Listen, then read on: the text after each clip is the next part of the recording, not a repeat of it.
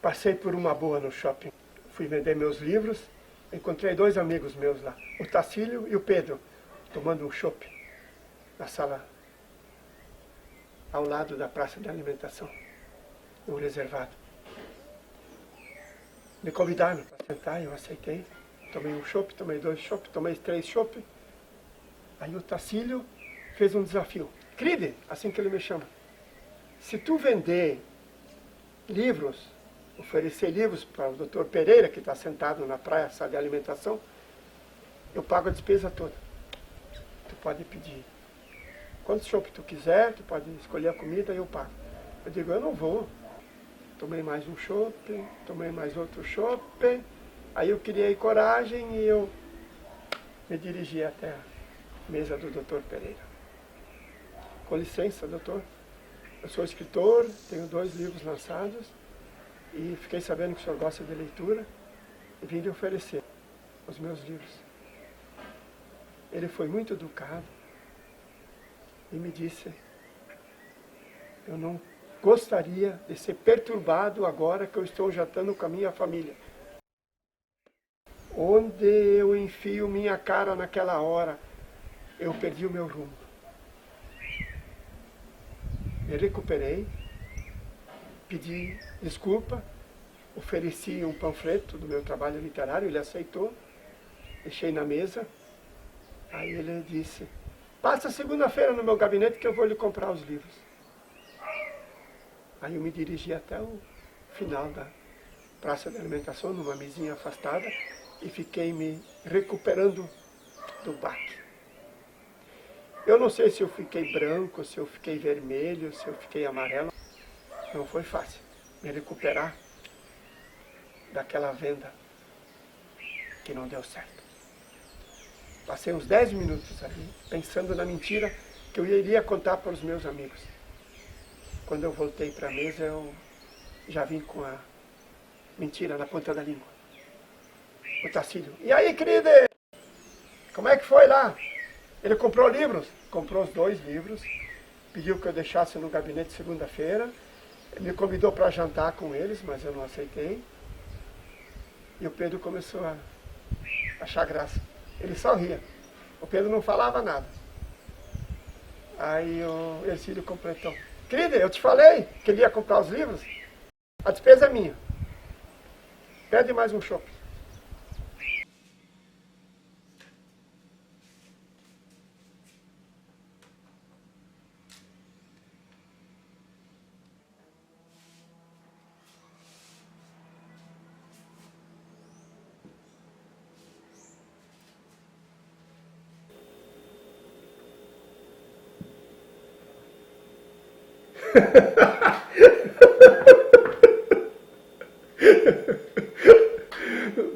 Lembrei agora de quando eu era coroinha na igreja de Selva, eu tinha 14 anos, entendeu? E eu sempre tive curiosidade em saber o que o padre tomava na hora da consagração, né? Naquele cálice, se era água, vinho ou suco de uva, né? Entendeu? E nunca tinha havido a possibilidade de saber, né? Entendeu? Parecia oportunidade, até que um dia ela apareceu. A missa estava para começar, um sábado de noite. Aí o padre olhou para mim e disse assim, vamos começar a missa. Tá bom, padre? Olhou para o meu colega lá, o Antônio.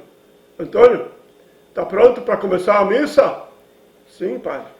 Aí tocou o telefone da sacristia. Aí o padre foi atender. Ele não queria atender porque ele queria começar a missa, mas aí a secretária falou, padre, é para o senhor, é a sua irmã, é urgente. Aí ele foi atender. Aí quando ele foi atender, eu digo, agora é minha oportunidade de tomar esse vinho para saber o gosto, se realmente é vinho ou se é outra coisa. A minha sorte foi que o meu parceiro, o Antônio, estava folheando a Bíblia naquele momento e aí eu tomei o vinho, troquei por água. cálice cheio de vinho. Fiquei bêbado. Eu passei a missa toda dando risada. E o padre olhava para mim e pensava, o que será que esse moleque tem? Até que chegou a hora da Eucaristia. Eu lembro que com uma mão o padre tomou a água e eu caí na gargalhada. E com a outra mão o padre apontou para mim assim, como que dizendo, depois eu te pego, moleque.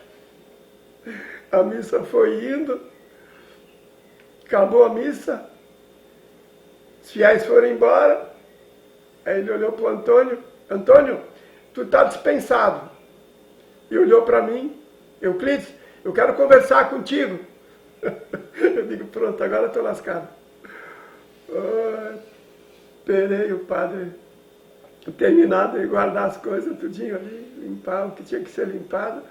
Aí ele olhou para mim e disse assim, Euclides, me responde uma coisa, foi tu que trocou o vinho por água?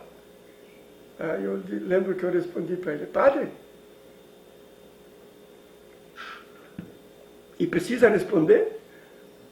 Aí o padre olhou sério para mim e disse, o senhor não é mais coroinha, não precisa mais vir nas missas, o senhor está liberado. Eu respirei fundo. Na verdade, eu respirei aliviado, porque eu achei que o pito ia ser maior. Mas o pito foi leve. E essa história ficou para ser contada.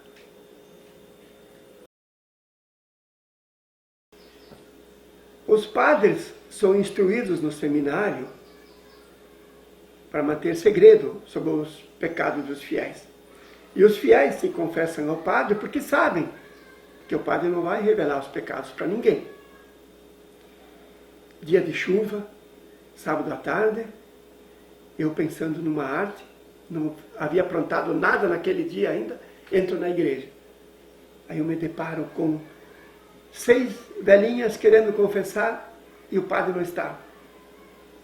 Aí eu pensei, eu preciso confessar essas velhinhas no lugar do padre, mas eu preciso de alguém para me ajudar. E o cara certo para me auxiliar na confissão era o Olavo Ratão, meu irmão. Eu tinha 17 anos naquela época e o meu irmão tinha 16. Aí eu fui até em casa pegar o meu irmão. Se eu olhava para a cara do meu irmão, era briga na certa. Nós não se dava para nada. Agora, quando o assunto era sacanagem, era alguma brincadeira, aí nós nos amávamos. Cheguei em casa, olhei para meu irmão e disse, Olavo, o que é? Não, é uma sacanagem. Opa! Onde é? Lá na igreja. Vem comigo, no caminho eu te conto. Aí no caminho eu contei para ele qual era o meu plano. Nós entramos na igreja no completo silêncio. Eu coloquei o meu irmão no confessionário e fui falar com as velhinhas que estavam aguardando o padre para se confessar. A primeira língua naquela época na minha vila de Selva era o alemão. A gente aprendia alemão em casa e o português na escola. Então eu conversei em alemão com as velhinhas. Eu disse para elas assim, Ensinai poda kom von Passo Fundo, in weiß podasche, te ist schon tot. Eu falei para elas que tinha um padre novo de Passo Fundo, e ele já estava no confessionário, queria confessar elas. Aí eu puxei a fila. Enquanto eu confessava com o falso padre, nós combinamos os detalhes. Eu disse para o meu irmão, se o padre aparecer, eu dou 3 assobios e tu te esconde no andar de cima da igreja. Fiquei de campana, aguardando o padre chegar. Passados uma meia hora, o padre sai da casa dele, localizado ao lado da igreja, e entrou na igreja. A igreja foi enchendo, os fiéis foram chegando, passado mais ou menos uma hora o padre foi embora. Aí eu fui resgatar o meu irmão. Quando eu entro na igreja, eu me deparo com 3 velhinhas confessando.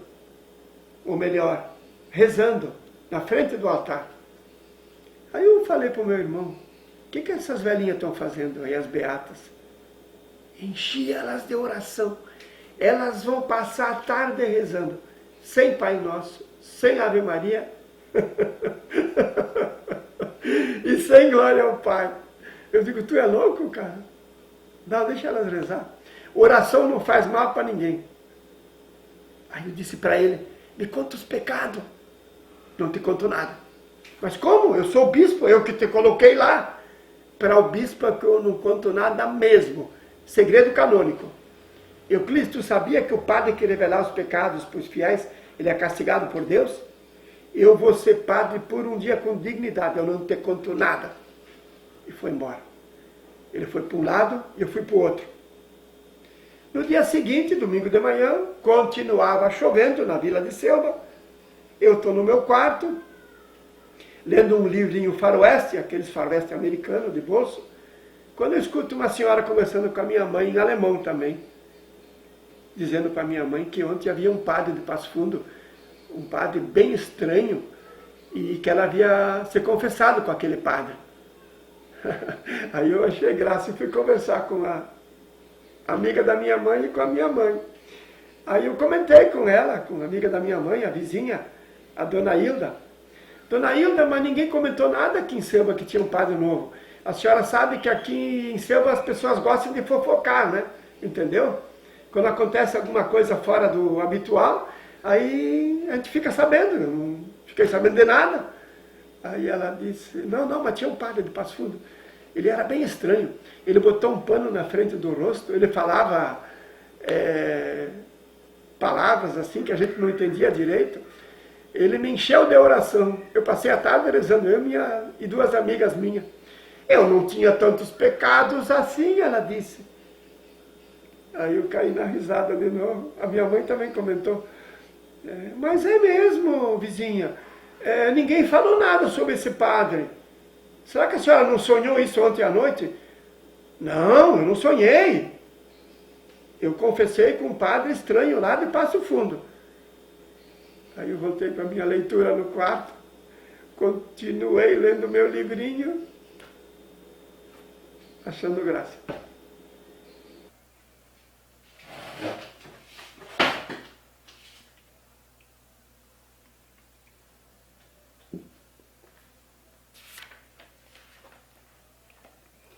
Eu sempre tive vontade de conhecer o interior da casa de um padre. A minha curiosidade era saber o que havia de diferente no interior da residência. Falei com o Valdir da minha vontade de invadir a casa do padre Cláudio. E ele prontamente concordou em me acompanhar. É mais uma história dos meus tempos de Piazotti lá em Selva. Mas eu precisava de alguém para me acompanhar e o Valdir era o cara certo. Eu fiquei de campana naquela noite, a missa ia começar às 19 horas. Eu fiquei escondido atrás do pé de laranjeira para ver aonde que a empregada escondia a chave da casa. Quando faltava 5 minutos para começar a missa, ela saiu de casa e deixou a chave escondida no meio das flores lá, num vaso. Aí eu saí correndo para contar a novidade para o Valdir. Valdir, eu já sei onde é que a empregada, a Peda, o nome da empregada era Peda, em alemão, né? Eu acredito que o nome dela em português seria Perla. Eu disse para o Valdir, eu já sei como é que nós vamos entrar na casa do padre. Está combinado para amanhã à noite, tá bom? Tu vai comigo? Vou sim, pode deixar. Combinamos de nos encontrarmos 15 minutos antes da missa em frente à igreja, 15 para 7. Quando deu 20 para 7 eu já estava lá esperando pelo Valdir. Quando deu 15 para 7, conforme nós combinamos, ele apareceu. Eu digo, Valdir, vamos ficar escondido no maior silêncio, atrás da laranjeira, para ver se a empregada vai na missa hoje e se ela vai deixar a chave no mesmo lugar. Dito e feito, ficamos lá esperando. Quando faltava 5 minutos para começar a missa, a empregada saiu da casa e deixou a chave no mesmo lugar. Eu digo, Valdir, vamos fazer um piquenique dentro da casa do padre. A primeira coisa que nós assaltamos foi a geladeira, cheia de comida.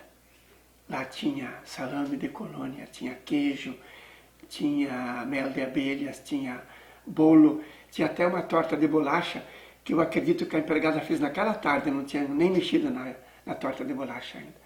Servimos a mesa, havia suco, havia refrigerante, fizemos um piquenique. E depois do lanche, nos dirigimos até o quarto do padre. Eu sempre tive curiosidade em saber como é que é um quarto de um padre. Será que um quarto de um padre é diferente de um quarto de uma família normal? Era diferente. Cama larga. Banheira daquelas que cabia 2 pessoas para tomar banho. E a empregada já havia colocado a água dentro, eu acredito que para guardar a saída do padre da igreja para ele tomar o banhozinho dele. Eu digo, Valdir, vamos tomar banho? Aí ele disse, mas como nós não trouxemos short? Não, vamos tomar banho pelado mesmo. Lembro como se fosse hoje. Tomamos banho pelado e jogamos água para tudo que é lado, bagunçamos o quarto do padre. Aí depois do quarto do padre eu disse para o Valdir, Valdir, vamos ver como é que é o quarto da empregada, se tem alguma coisa de diferente lá. Normal. Vasculhamos o quarto todinho e encontramos na bolsa da empregada uma barra de chocolate Neugebauer. O chocolate Neugebauer era o chocolate mais consumido naquela época no Rio Grande do Sul. Até hoje tem fábrica da Neugebauer, entendeu? Aí eu disse, Valdir, vamos levar esse chocolate para a gente merendar mais tarde? Ele disse, vamos, pode pegar. Trancamos a porta, deixamos a chave no mesmo lugar e fomos embora. No dia seguinte, o delegado joga a bola comigo. Nós temos um time de futebol de salão, ou melhor, nós tínhamos um time de futebol de salão naquela época. Aí o padre veio conversar comigo e disse, delegado, Euclides, tu ficou sabendo que assaltaram a casa do padre ontem? Eu digo, não, isso é novidade para mim. Mas como foi isso, delegado? Pois é, os ladrões entraram, fizeram um piquenique na casa, bagunçaram tudo, tomaram banho no quarto dele, jogaram água para tudo que é lado. E o padre está tiririca da vida. Ele veio dar queixa aqui na delegacia. Eu vou pegar esses bandidos. Eu achei graça, eu digo, tu não vai pegar ninguém. Como não vou pegar ninguém? Delegado, esses caras estão longe, isso é bandido profissional. Essas horas eles já estão em Carazinho, Passo Fundo, ou então em Cruz Alta. Aqui em Selva ninguém faz uma coisa dessas. Ninguém invade a casa de um homem de Deus, de um santo padre. Eles já estão longe. O delegado disse, tu acha mesmo? Eu acho, delegado. Tu não vai encontrar esses caras nunca. Nunca encontrou. É mais um caso, ou melhor, mais uma arte arquivada,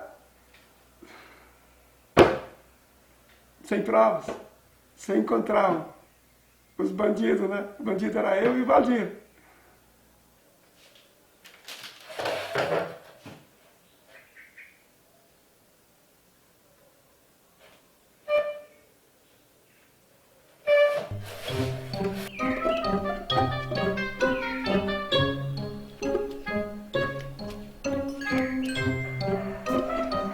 Não existe nada mais romântico do que um casamento.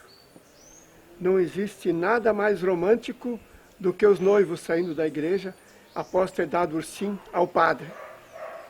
Eu ia passando em frente à igreja naquele sábado, final de tarde, e me deparo com os noivos saindo da igreja. É um amigo meu casando, aí eu pensei, por que ele não me convidou para o casamento? Eu preciso participar da festa. E só havia uma maneira de participar da festa, ou entrando clandestinamente no salão, sem convite, ou assaltando a churrasqueira do casamento.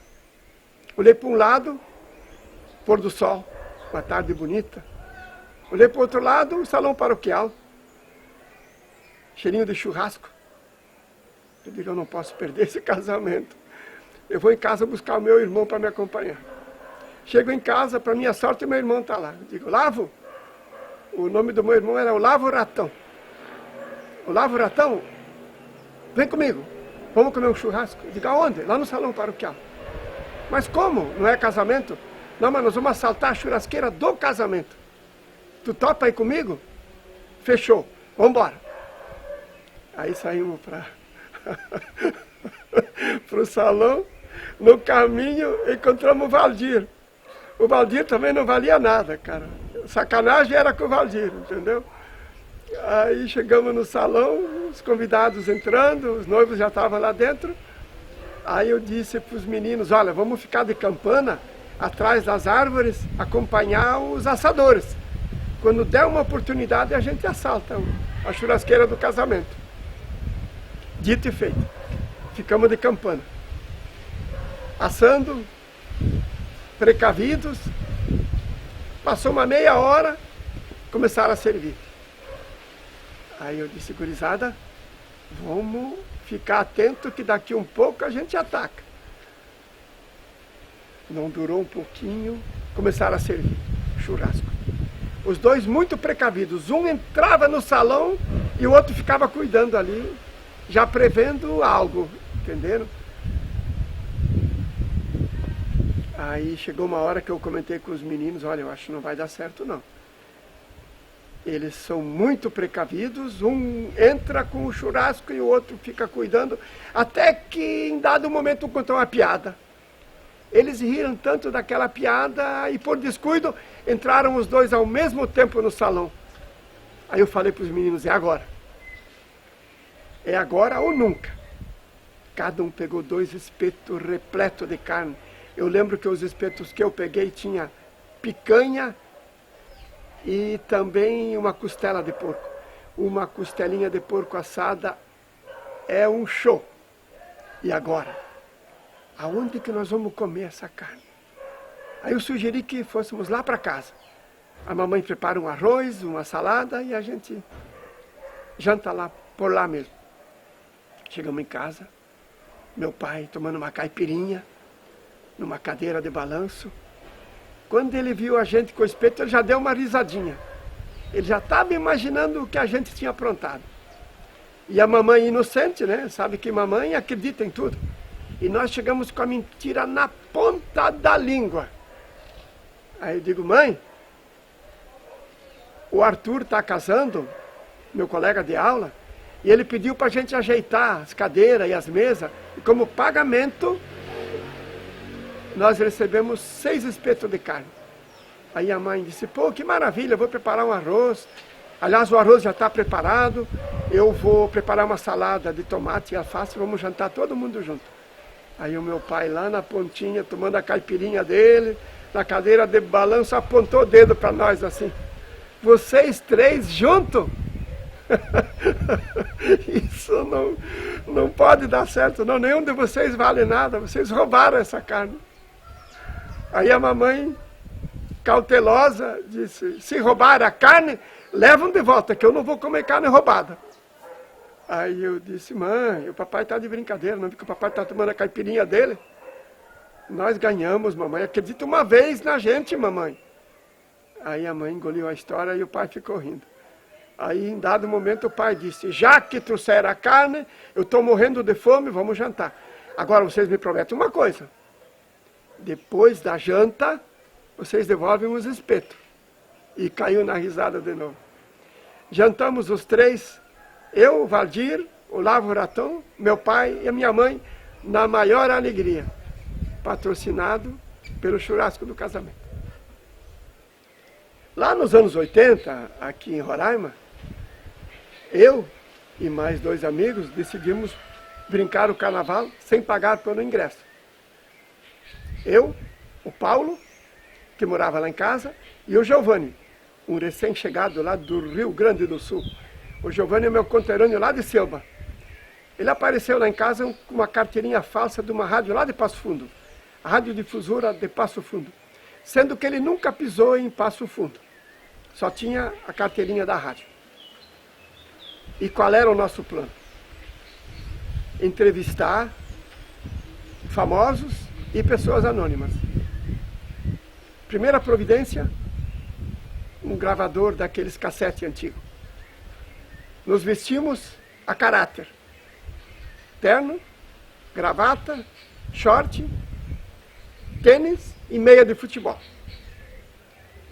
Chegamos no clube, quem nos recebeu foi o presidente, seu Pedro. E aí, Pedro, tudo bem? Eu trabalhei no clube como cobrador do iate 5 anos. Então, Pedro já me conhecia. Aí apresentei o Giovanni. Pedro, o Giovanni é um amigo meu, lá do Rio Grande do Sul. Ele trabalha na radiodifusora de Passo Fundo. E ele está aqui em Roraima para fazer uma matéria sobre o carnaval roraimense para ser vinculado na emissora dele lá em Passo Fundo. E aí, o que vocês querem? O Pedro perguntou. Ingresso grátis para as 4 noites. Tranquilo.